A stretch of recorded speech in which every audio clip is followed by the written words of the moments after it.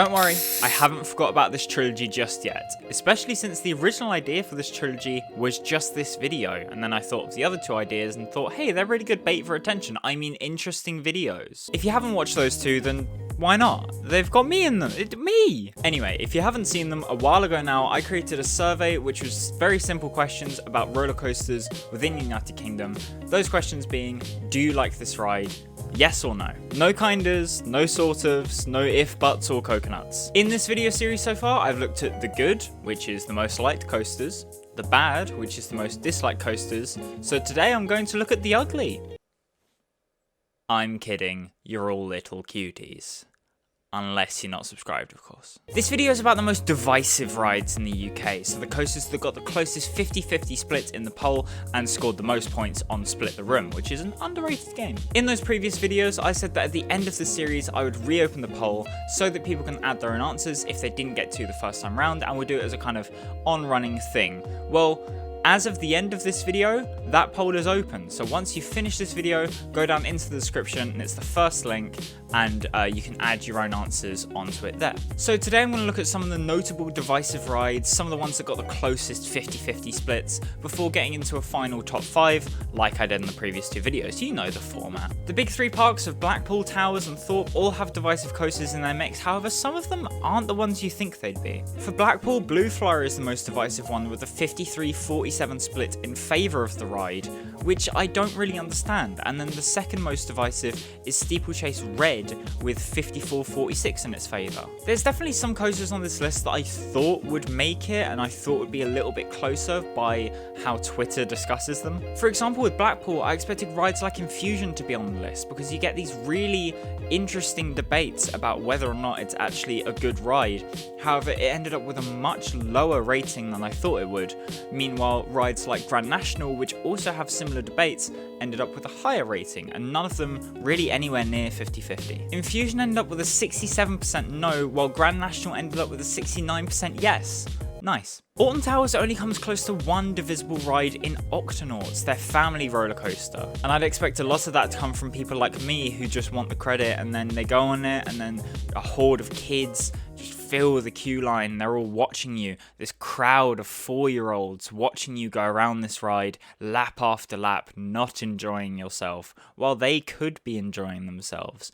And I'm afraid to show my face around CBeebies Land at Towers, for good reason. That sounded way dodgier than I wanted it to. See, instead I imagined rides like Rita might make this list, which is a ride located in the mid-forest, the dark forest. My home park of Thorpe Park has two quite close 50-50 splits, and both of them are pretty predictable. Colossus is the focus of a lot of online discussion, and it's shown here by a 53-47 split in its favour, which, yeah, it's about expected. The ride gets a lot of stick for being shaky and causing head banging, however it also gets a lot of praise for being a fast-paced ride with, in my opinion, a really fun element at the end with the rolls. An element that makes you feel like you're in a washing machine, being thrown downhill, in an earthquake, in a thunderstorm, at sea. The other divisive ride at Thorpe Park is The Walking Dead, which also has a 53-47, but the other way, it's against the ride. The dislike of this ride is probably from people who don't like zombies, and the like of this ride is probably from people who like very, very, very, very, very long corridors. Legoland has Duplo Dino Coaster sitting on the same rating as The Walking Dead with a 47 to a 53 split, showing that people really don't like being roared at while sitting on a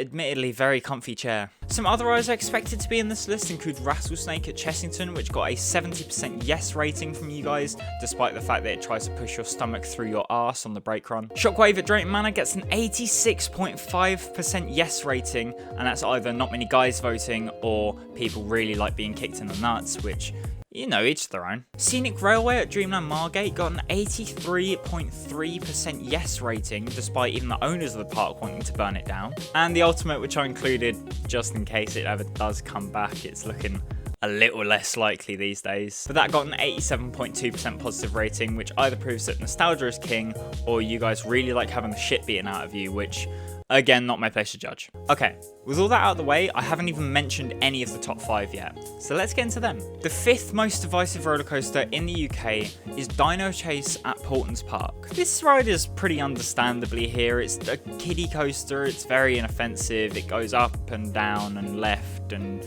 down and up and down and left a bit, left, and then it's back in. And then you do it all again. Yeah. It's fine. It's a roller coaster for children. I asked a bunch of teenagers and adults who act like children, so there is a distinction there. Yeah, it's just a kiddie coaster, what do you want me to say? Number 4 on this list is Crazy Mouse at Brighton Pier, with Turbo being firmly in the outright disliked list, which you can watch on my channel, by the way. Crazy Mouse is the other roller coaster on Brighton Pier, and it probably just gets a bit of a shit mark by being next to Turbo. And I don't mean by that way. Well, maybe I do. Brighton is a great place if you want to go shopping, or chill in the park, or go to a shit beach, but it's not the best place for roller coasters, clearly. Crazy Mouse gets a 48.8% yes rating, which is obviously very close to 50, but only close enough to land it 4th on this list, which shows you how close the top 3 really are. Number 3 on this list is Mighty Mini Mega at Adventure Island. Despite sounding like a Power Rangers ripoff, this is another family coaster, but this time on top of a concrete slab, on top of a roof, in Adventure Island that looks over the sea, which the other side has Ride to Happiness. Yeah, I can see why this gets shit reviews. Number 2 is another Portons Park roller coaster. It is Caterpillar. See, I've been on this one. I think it's a pretty inoffensive ride. Okay, no, I see why this is here. Outside of the Nightmare Fuel, I can understand why this gets such mixed reviews, because it is just a family coaster. It's one of the South Coast enthusiasts, most likely going to be your first ride.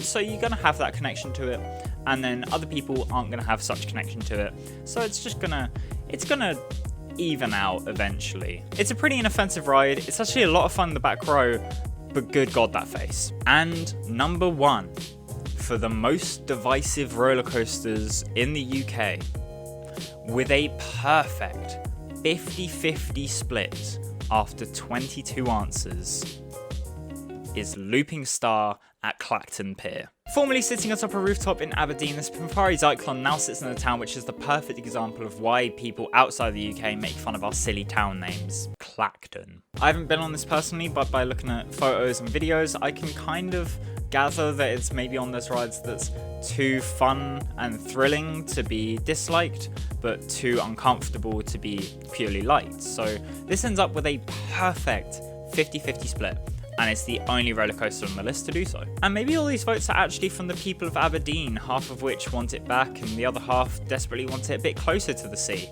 You know, in fact, like maybe in the sea.